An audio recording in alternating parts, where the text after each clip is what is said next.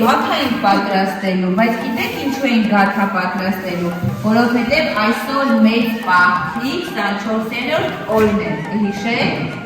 եւ այդ օրը կոչվում է Միջին։ Ավանդույթի համաձայն մեր տատիկները հին ժամանակներից սկսած այս Միջինքի օրը պատրաստել են գաթա։ Տան ամենամեծ տատիկը իր ձեռքով պատրաստել է,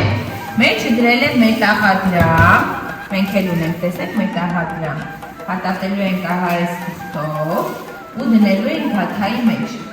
Հետո երբ գաթան պատրաստ լինի,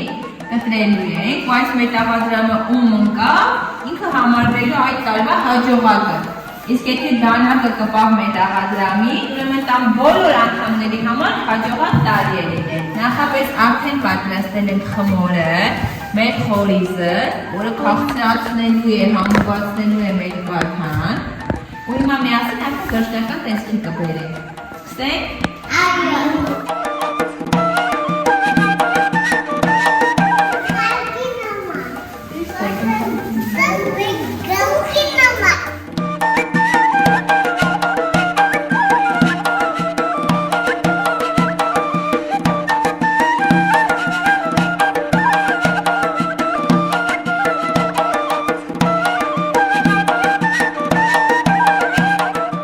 Պատրաստել ենք շաքարավազից,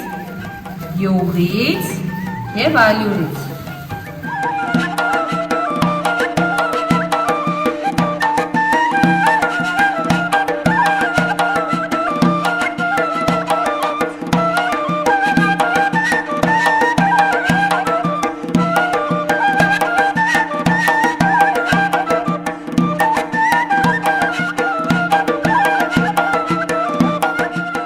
Մեր գաթան լինի աշխարհի ամենահամով գաթան, ինչ պետք է անենք? Գովենք! Այո, պետք է գովենք մեր գաթան։ Գովենք, գովենք, գովենք, ջան, գաթան, ջան, ջան, մեր համով գաթան մենք գովենք, ջան, գաթան, ջան, ջան։ Գաթան կանենք մեր ջառոցը, որ ես։ Տեսեք ինչ սիրուն, կարմրաթուշ գաթա ստացվեց։ Հիմա կտրենք ու փորձենք համել, ինչ ենք դրել մեջը։ Մետաղադրամ ենք դրել, այո, տեսեք ում է բաժին հասնելու։